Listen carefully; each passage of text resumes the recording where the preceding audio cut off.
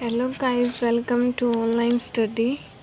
आज हम child development pedagogy का नेक्स्ट चैप्टर करेंगे, रीइंफोर्समेंट। लास्ट चैप्टर में हमने कुछ अधिगम की विधियां की थी और हमने जो थॉर्नडाइक का प्रयास एवं भूल का सिद्धांत है वो किया था और थॉर्नडाइक द्वारा दिए गए अधिगम के कुछ नियम। आज हम करेंगे रीइंफोर्समेंट यानी कि पुनर्बलन। ये ना बहुत कंफ्यूजिंग टॉपिक रहता है, बच्चों को समझ नहीं आता है कि एक्चुअल में रीइंफोर्समेंट है क्या। सबसे पहली बात तो ये है कि रीइंफोर्समेंट का मीनिंग ही नहीं समझ में आता। ये पता होता है कि रीइंफोर्समेंट का मीनिंग है पुनर्बलन, लेकिन ये नहीं पता होता कि वो है क्या, वो पुनर्बलन है क्या। तो क्या होता है कि कई बार हम रीइंफोर्समेंट का कंपैरिजन ना मोटिवेशन से कर देते हैं, अभिप्रेरणा से कर देते हैं कि जब हम किसी चीज़ के द्वारा हम प्रेरित होकर उस चीज़ को दोबारा से करते हैं तो वो होता है हमारा रीइंफोर्समेंट। जैसे कि क्या है कि जो टीचर है वो कक्षा में पढ़ा रहा है और बच्चे जो है उसमें बोर हो रहे हैं, तो टीचर क्या करेगा कि अपनी स्ट्रेटजी को बदल के या फिर उनको कुछ ब्रेक देकर या कुछ इंटरेस्टिंग चीज़ें दिखाकर कुछ उनको फिर से मोटिवेट करेगा, उनको सीखने के लिए जो रीइंफोर्स करेगा, उनको दोबारा से प्रोत्साहित करेगा कि वो उस चीज़ को सीखें।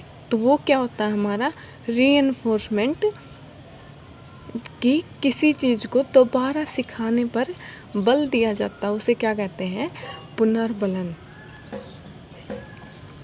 इसको हम ड्राइव थ्योरी ऑफ लर्निंग भी कहते हैं और इसके कुछ अदर्स नेम भी हैं।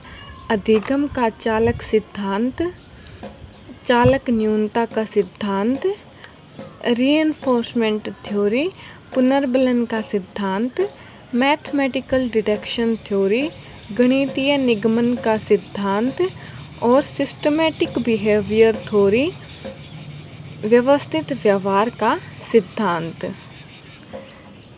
और जो हमारी जो ये रीइंफोर्समेंट थ्योरी है ना, इसके जन्म जाता है क्लर्क हल। क्लर्क हल ने दी थी हमारी रीइंफोर्समेंट थ्योरी 1943 में। लेकिन कई बार ऐसा होता है कि ऑप्शन में हल नहीं होता है। क्लर्क हल अगर ऑप्शन में नहीं होगा तो हम इसमें स्किनर चूज़ करेंगे, क्योंकि क्या होता है कि जो लर्निंग में रीइंफोर्समेंट थ्योरी दी थी ना, जो अधिगम में पुनर्बलन का सिद्धांत दिया था, वो क्लर्क हल ने दिया था 1943 में। लेकिन जो बिहेवियर में रीइंफोर्समेंट थ्योरी थी ना, वो दी थी हमारी स्किनर ने। तो क्या होता है कि जो रीइंफोर्समेंट थ्योरी के जो जन्मदाता हैं वो क्लर्क हल और स्किनर को माना जाता है। तो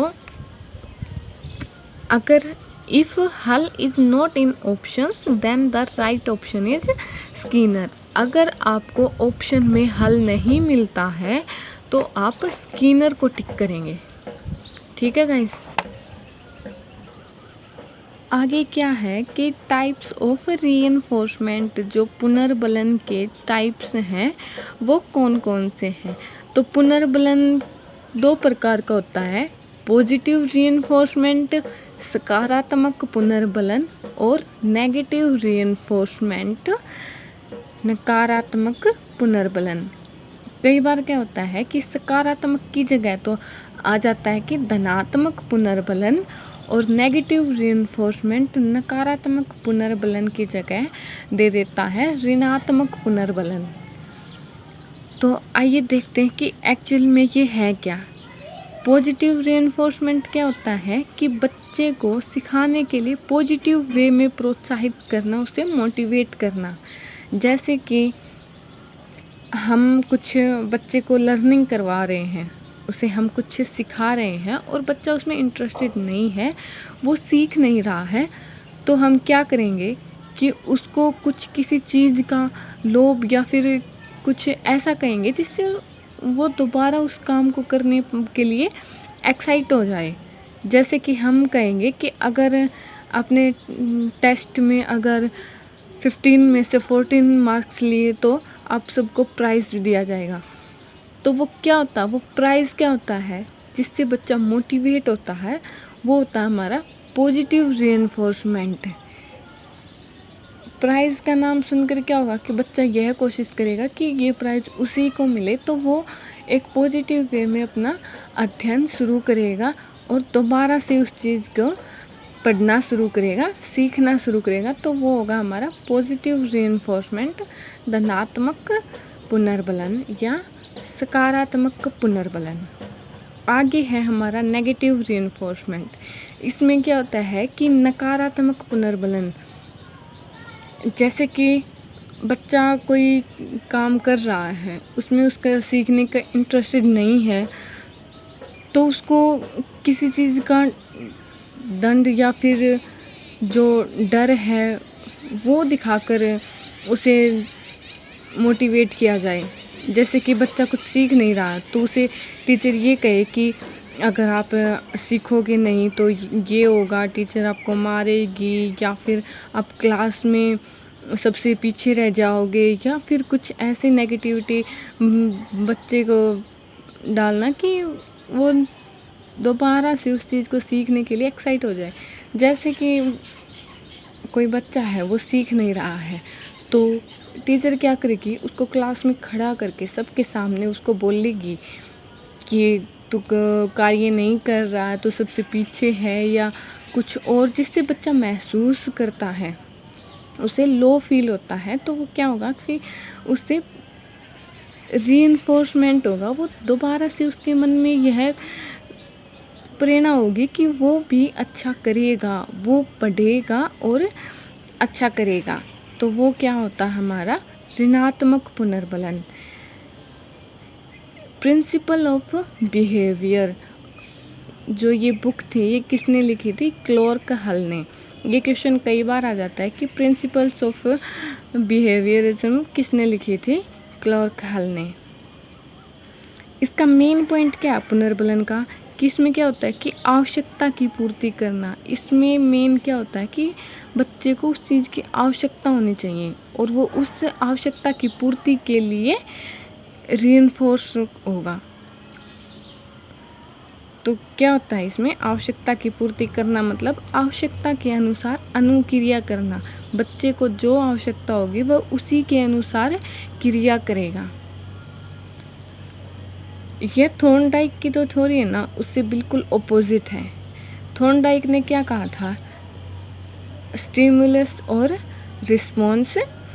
थॉर्नडाइक ने क्या कहा था कि बिल्ली को हम पहले भूख लगेगी और फिर उसे खाना दिया जाएगा, और वो खाना खाने के लिए उस अपना कुछ एक्सरसाइज करेगी, कुछ ऐसा करेगी कि जिससे उसको वो खाना प्राप्त हो। लेकिन इसमें क्या होता है कि बच्चे को पहले ही ये आवश्यकता महसूस कराई जाती है कि उसे इस चीज़ की ज़रूरत है, तो वो क्या करेगा, उस चीज़ को ज़रूरत के अनुसार ही क्रिया करेगा।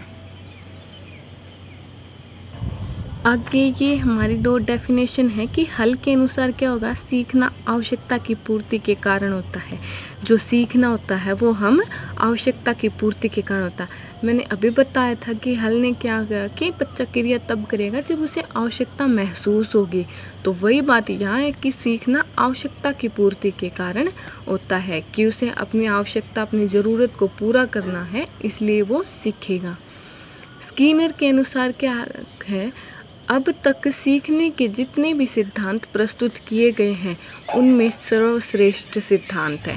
स्किनर ने क्या किया कि आज तक जिस किसी ने भी जो भी लर्निंग का जो सिद्धांत प्रस्तुत किया है उन सब में सर्वश्रेष्ठ सिद्धांत है रीइंफोर्समेंट, पुनर्बलन का सिद्धांत।